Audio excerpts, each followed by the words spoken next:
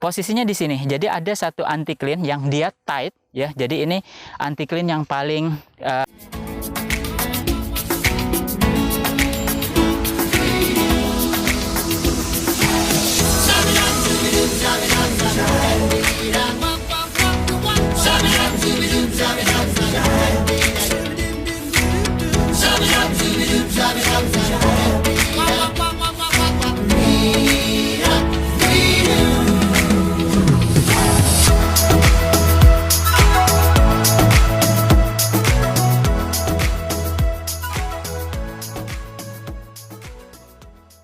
baik. Bagaimana sekarang kita memahami proses mekanisme terbentuknya gunung lumpur mat vulkanisme di zona Randu Belatung ini. Tadi kita sudah singgung ya di lokasi sebelumnya di Polaman, bagaimana sebetulnya hubungan zona Randu Belatung ya di satu depresi ya yang dialiri oleh Sungai Lusi di antara dua pegunungan lipatan, yaitu Anticlinorium Rembang di utara dan Anticlinorium Kendeng di selatan. Nah, secara fisiografi dia merupakan satu lembah depresi, tapi sebetulnya secara basin, secara cekungan, zona Randu Belatung itu menunjukkan adanya bentuk pendalaman cekungan ke arah depo center, ke arah pusat sedimentasi cekungan belakang busur di Kendeng. Jadi ini proses transisi dari paparan laut dangkal di zona Rembang menuju lingkungan laut dalam di zona Kendeng. Jadi transisi tersebut, lereng laut dalam tersebut adalah zona Randu Belatung.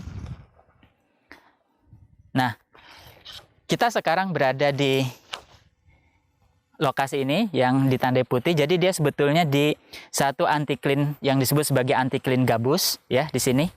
Jadi anticline ini menyingkapkan batuan yang tertua adalah ledok ya. Kemudian sayap-sayapnya itu ditempati oleh mundu dan yang terakhir adalah tambak romo ya. Jadi mundu itu berumur Pliocene ya, yang paling tua ledok itu berumur Miocene akhir ya di situ. Jadi ini merupakan kelompok stratigrafi yang relatif termuda di dalam penyusun zona Rembang ya. Jadi dia merupakan satu anticline yang memanjang timur barat. Nah, orientasi anticline ini bukan hal yang unik ya, karena di lokasi sebelumnya di Polaman kita juga memiliki anticline yang berarah timur barat ya sumbunya. Nah, proses terbentuknya vulkanisme lumpur itu di zona Randu Belatung bukan hanya satu-satunya di Beleduk Anak Kesongo, masih ada induknya di Beleduk Kesongo di timur sana ya, dan banyak lagi yang lain. Jadi ini kalau dari pustaka kita bisa lihat ya di sini di daerah Beleduk Kuwu, kemudian di sini di daerah Selat Madura ya, kemudian di sini ada yang di Porong dan ada di Sangiran ya di sini. Jadi ini sebetulnya semuanya adalah proses vulkanisme lumpur, dan khusus di lokasi di mana kita berada sekarang kalau kita perhatikan posisinya di sini. Jadi ada satu anticline yang dia tight ya. Jadi ini anticline yang paling sudutnya paling curam ya di sini, yang mengindikasikan bahwa tekanan tektonik itu paling besar diterima bagian ini sehingga dia terlipat paling kuat ya. Maka bisa kita imajinasikan bagian paling bawah ini mesti mengalami tekanan luar biasa ya di sini karena dia tertekuk dari arah utara dan arah selatan. Nah, kalau kita perhatikan lagi ya di subsurface di sini, jadi sampai di lapisan kujung ada satu sesar subsurface gitu ya, dia tidak muncul di permukaan. Jadi dia hanya bekerja pada lapisan ngimbang dan kujung saja, dan dia juga mendorong ya bagian bawah ngimbang dan kujung ini ke atas sehingga bagian yang tebal tahun ini ya menjadi tertekan, bukan hanya dari tekanan utara selatan saja yang membentuk lipatan barat timur tadi ya, tetapi juga thrusting dari kujung ngimbang sehingga pressure yang dialami oleh lempung tahun itu sangat besar. Nah, lempung itu kemudian muncul di permukaan ya. Jadi dari sampel-sampel yang kami kumpulkan di Beleduk Kesongo, lumpur tersebut berasal dari formasi tahun. Jadi sumbernya ada di sini. Kita memang tidak bisa melihat jejak yang jelas pipa dari lumpur itu naik ke atas ya, berbeda seperti yang ada di sini. Tapi fenomena permukaan menunjukkan dia ada, cuma di bawah resolusi seismik ya di situ. Nah, yang menarik adalah sebetulnya hubungan antara vulkanisme lumpur dan lapangan minyak. Jadi kalau kita lihat di sini lapangan hidrokarbon yang ada di cekungan Jawa Timur Utara ya, yang ada di onshore, maka kita perhatikan posisi kita di sini, antiklin gabus ya. Di sebelah baratnya itu ada lapangan minyak ya, di sini lapangan minyak gabus. Kemudian di sebelah timur masih sejajar dengan gunung lumpur Anak Kesongo, dan Kesongo ini kita masih punya Tungkul dan Trembesi ya. Ini masih satu deret, satu antiklin. Nah, bagaimana proses mekanismenya ya? Ini kita lihat sketsa dulu. Jadi proses mekanisme terbentuknya vulkanisme lumpur akibat kita punya ada satu lumpur yang over pressure ya. Lumpur tersebut kalau dia ditekan dia akan melawan, makanya dia tidak akan bisa terlitifikasi dengan baik ya. Dia tetap dalam bentuk lepas, unsolidifikasi, dan kalau dia mengalami tekanan litostatik, artinya pembebanan yang sangat tebal oleh sedimen yang dengan cepat diendapkan di lingkungan lereng laut tadi ya, di situ ditambah kemudian adanya gaya tektonik yang bekerja, maka lempung yang over pressure ini akan bergerak mencari lingkungan yang pressure-nya lebih rendah. Kemana? Ke atas ya.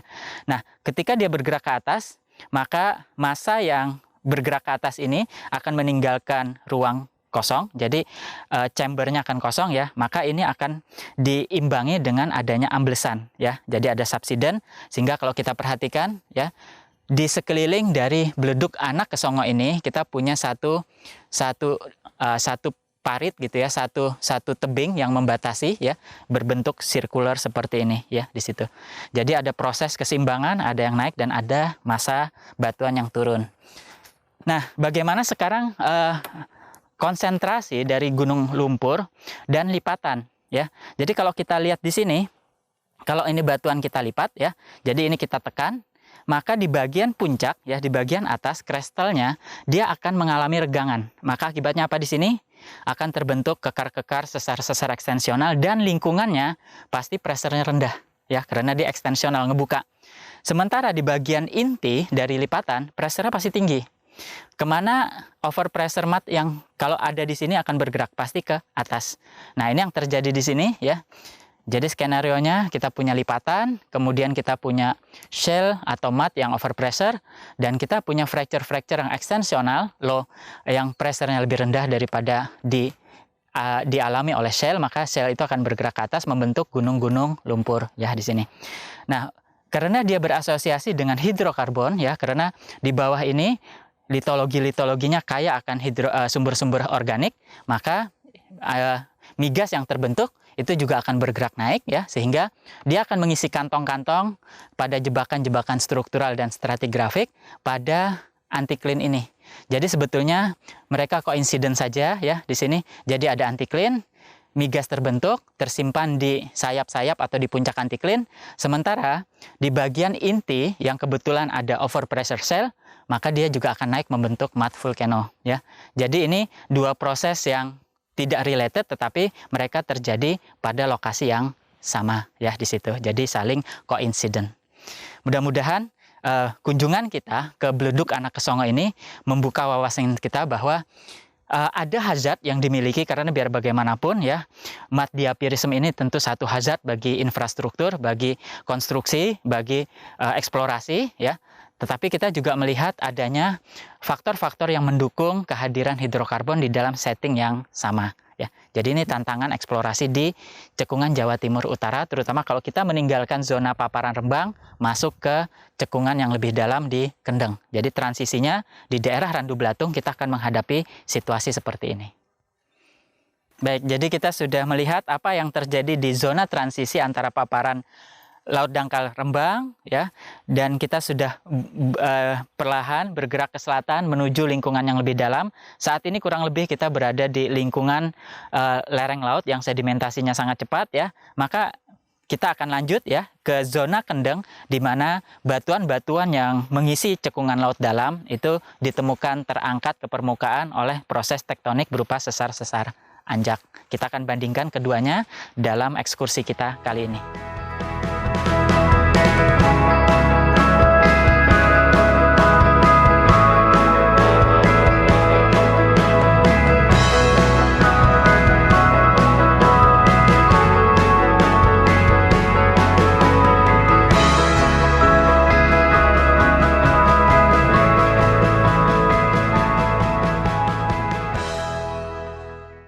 dia sudah terpotong-potong oleh beberapa patahan sesar anjak dan ada patahan sesar turun.